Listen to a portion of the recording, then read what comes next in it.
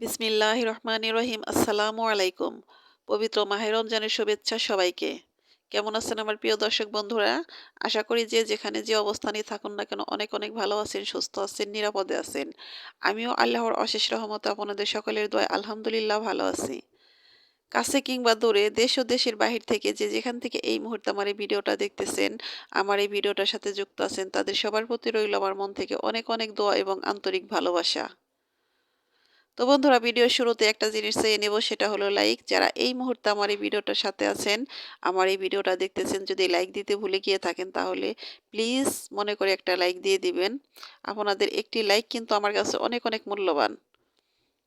আর নতুন বন্ধুদের বলতেছি, প্লিজ বন্ধুরা যারা এই মুহূর্তে আমার সাথে আছেন, আমার ভিডিওটা দেখতেছেন, তো পুরো ভিডিওটা দেখার অনুরোধ করছি। তো পুরো ভিডিওটা দেখুন মনোযোগ সহকারে। যদি আমার ভিডিওটা একটু কোথাও কোনো একটা অংশ আপনাদের ভালো লেগে থাকে, তাহলে আমার এই ছোট্ট চ্যানেলটাকে সাবস্ক্রাইব করে আমার পাশেই থেকে যেতে পারেন। ছোট্ট একটা কমেন্ট করে যাবেন, সে কমেন্টের সূত্র ধরে আমি আপনাদের পরিবারে চলে যাব ইনশাআল্লাহ। তো বন্ধুরা, প্রতিদিন তো সকাল থেকে ভিডিওটা শুরু করি, তো আজকে সকাল থেকে ভিডিওটা শুরু করিনি। তো আজকে শুরু করেছি হলো দুপুরের পরে। তো ইফতারি রেডি করব, ইফতারি বানাবো, তখন থেকে এই ভিডিওটা শুরু করেছি। তো তার জন্য আমার গাছে যে বেগুন এসেছে, সে একটা বেগুন ছিঁড়ে নিলাম। এই বেগুন দিয়ে আজকে আমি বেগুনি বানাবো। তো বেগুনি বানাতে গেলে কিন্তু বেগুনটাকে আগে কেটে ধুয়ে বেগুনের গায়ে যে পানিটা থাকে সে পানিটা আগে ঝরিয়ে নিতে হয়। যদি বেগুনের গায়ে পানি লেগে থাকে তাহলে কিন্তু বেসনে বেগুন লাগে না, সমস্যা হয়, বেগুনি ভালো হয় না। সে কারণে আমি বেগুনটা আগে কেটে ধুয়ে পরিষ্কার করে নেব। আর বেগুনটা কিন্তু মোটাও না, একবারে পাতলাও না, মিডিয়াম সাইজ করে কেটে নিতে হয়। তো আমার এক্সপার্ট আপুরা কিন্তু অনেক সুন্দর করে বেগুনি বানাইতেছেন, দেখতেছি মোবাইলে। খুব ভালো লাগে ভিডিওগুলো। তো আমি তো ওরকম এত এক্সপার্টভাবে বানাতে পারবো না। তো আমি যেভাবে বানাতে পারি সেটাও মন্দ না, খেতে ভালোই লাগে। সাধারণ সামান্য উপকরণ দিয়েই কিন্তু আমি বেগুনিটা করব। আর আমি ইফতারির আয়োজনে কিন্তু আমার সাধারণ উপকরণ দিয়েই আমি সবসময় করি। তাতে কিন্তু খেতে বেশ মজা লাগে। তো আমি সব কিছু রেডি করে নিয়েছি। তো যেহেতু আমি বাহিরের চুলোতে রান্না করব, সে কারণে আগে থেকে আমাকে সব গোছগাছ করে নিতে হয়। তো আমার গোছগাছ শেষ। এখন আমি আস্তে আস্তে করে একটা একটা করে বানিয়ে নেব। তো বাহিরের চুলোতে রান্না করতে কিন্তু আমার বেশ ভালো লাগতেছে। তো এখন আমি বেসনটা রেডি করব। যেহেতু বেগুনিটা আগে ভেজে নেব, তো তার জন্য এখানে হলুদের গুঁড়ো, মরিচের গুঁড়ো আর হলো গরম মসলার গুঁড়ো দিয়ে দিলাম, পরিমাণ মতো লবণ দিয়ে এটাকে ভালো করে মেখে নেব। তো আমি হাতেই এটাকে মেখে নেব, যেহেতু হাত দিয়ে বেগুনিটা চুলোতে দিতে হবে।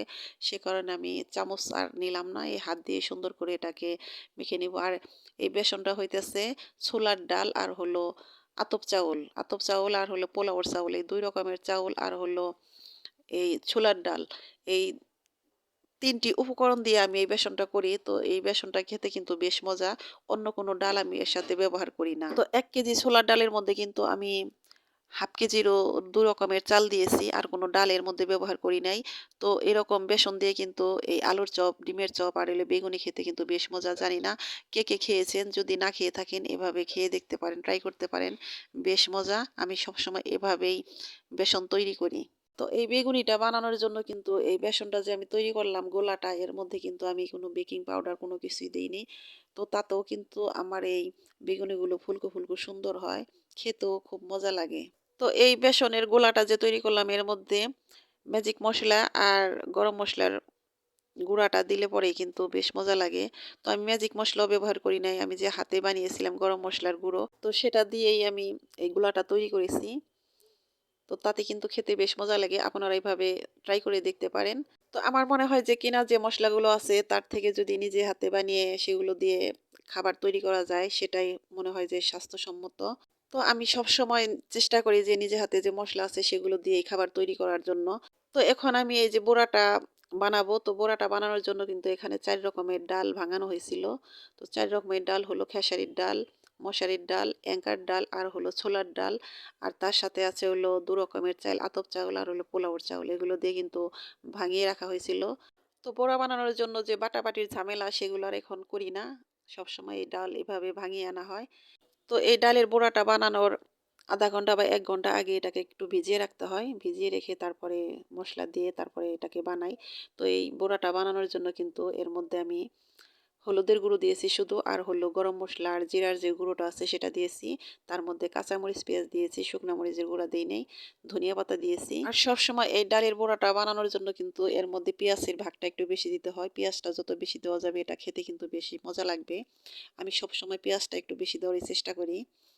তো যেহেতু এখন পেঁয়াজ অতটা দামও না, ইচ্ছা করলে একটু বেশি করে দিলেও কোনো সমস্যা হয় না। তো পেঁয়াজও বলেন আর বড়া বলেন যাই বলেন না কেন, আমি যে এই যে হাতে তৈরি করেছি যে মসলা, গরম মসলা আর জিরার যে গুঁড়োটা করে নিয়েছি, এই মসলাটা দিলেই কিন্তু এগুলোর স্বাদ কিন্তু অনেক বেড়ে যায়, খুব ভালো লাগে। অন্যান্য মসলার চেয়ে শুধু এই একটা মশলা দিয়ে খেয়ে দেখতে পারেন, আসলে খেতে অনেক মজা। আর বন্ধুরা, এই বড়াটা বানানোর আরেকটা গোপন টিপস আমি আপনাদেরকে বলে দিই। হয়তো আপনারা অনেকেই জানেন বা আবার কেউ নাও জানতে পারেন, সে কারণে বলতেছি। তো এই ডালটা যে রেডি করবেন, যখন মসলা দিয়ে এটাকে পানি দিয়ে গুলবেন, তখন এই গোলাটাকে একদম নরমও করা যাবে না, একেবারে শক্ত করা যাবে না। তো একটু নরম হলে সমস্যা নাই, কিন্তু একটু শক্ত হলে কিন্তু সমস্যা। এটা খেতে কিন্তু একটু ভালো লাগবে না। একটু যদি কিনা শক্ত হয়ে যায় তাহলে কিন্তু যত মসলা দেন আর যা কিছুই করেন না, কিন্তু বড়ার স্বাদ কিন্তু একটুও পাবেন না। আর অবশ্যই এটাকে একদম আস্তে আস্তে ভাজতে হবে, একবারে মিডিয়াম আছে, তাহলে কিন্তু একদম মুসমুসে হবে, কোনো সমস্যা হবে না। আর এখন আমি এই যে বুট ভুনা করব, তো বুট ভুনার জন্য আমি এখানে দিয়ে দিলাম আস্ত একটা শুকনো মরিচ, তার মধ্যে দিয়ে দিলাম এই তো কাঁচা মরিচ, পেঁয়াজ আর হলো একটা তেজপাতা।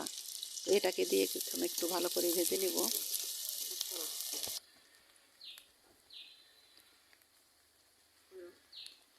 তো এখন দিয়ে দিলাম আমি আদা রসুন আর জিরা বাটা, এটাকে দিয়ে এখন ভাজবো। আর এর মধ্যে দিয়ে দিলাম হালকা একটু মরিচের গুঁড়ো, ধনিয়া গুঁড়ো আর হলো হলুদের গুঁড়ো। তো শুকনা মরিচের গুঁড়ো না দিলেও চলে, তো আমি হালকা পরিমাণ একটু দিয়েছি।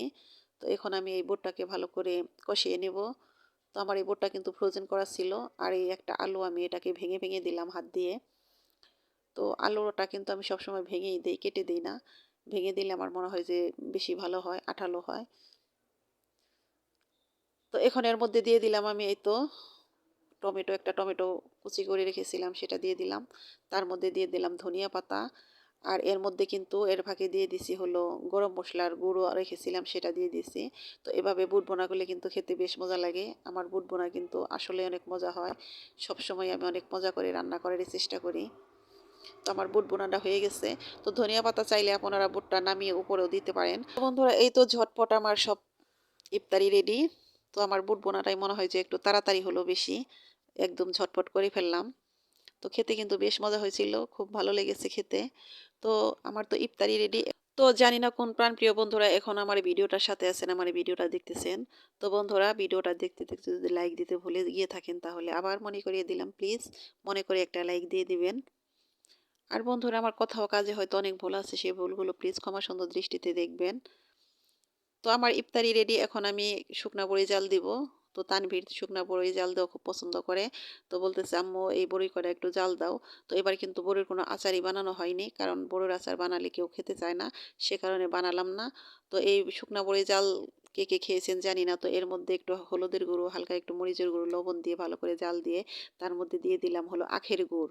তো এখন এটাকে ভালো করে একটু সিদ্ধ করব। সিদ্ধ করে একটু ঝোল ঝোল থাকতেই কিন্তু এটাকে নামিয়ে বাগার দিব। তো বাগারে দিয়ে দিব হলো রসুন একটু আর পাঁচফোড়ন, পাঁচফোড়ন দিয়ে এটাকে আমি বাগার দেব। তো জানি না কে কে এভাবে বড়ই জাল খেয়েছেন, যদি না খেয়ে থাকেন তাহলে ট্রাই করে দেখতে পারেন, খেতে কিন্তু বেশ মজা। তো এদিকে আমি ইফতারি রেডি করলাম, আমি কিন্তু বাহিরেই রান্না করলাম, আপনারা তখন দেখলেন। তো এদিকে কিন্তু তানভীর এই যে গাছে পানি দিতেছে আমার পাশেই। তো বাহিরে এই খোলামেলা পরিবেশে রান্না করতে কিন্তু আমার বেশ ভালো লাগতেছে। তো আমি এভাবেই কিছু কিছু রান্না আমি আপনাদের সাথে শেয়ার করব। তো সব তো আর রান্না করা সম্ভব নয় এভাবে বাহিরের চুলোতে। তো যতটুকু সম্ভব সেটুকু আমি করব। আমার কিন্তু বেশ ভালো লাগে, জানি না আপনাদের কেমন লাগে। তো আপনাদের কেমন লাগে আমাকে কমেন্ট করে জানাতে পারেন। তো আমার কাজগুলো যদি কিনা আপনাদের ভালো লাগে সেটা যদি কমেন্ট করে জানান তাহলে কিন্তু আমার সে কাজের উৎসাহটা আরও বেড়ে যায়। তো সে কারণে অবশ্যই ছোট্ট করে হলে একটা কমেন্ট করে যাবেন। তো বন্ধুরা, কথা বলতে বলতে কাজ করতে করতে কিন্তু আমি ভিডিওর শেষ পর্যায়ে চলে এসেছি। তো বন্ধুরা, আমার পরিবারের জন্য আমি সবসময় আপনাদের কাছ থেকে দোয়া চেয়ে নিই, আজকেও চেয়ে নিতেছি। অবশ্যই আমার পরিবারের জন্য আপনারা সবাই দোয়া করবেন। আমিও আপনাদের পরিবারের জন্য আমার মন থেকে সবসময় অনেক অনেক দোয়া করি। তো আল্লাহ হাফেজ, আসসালামু আলাইকুম।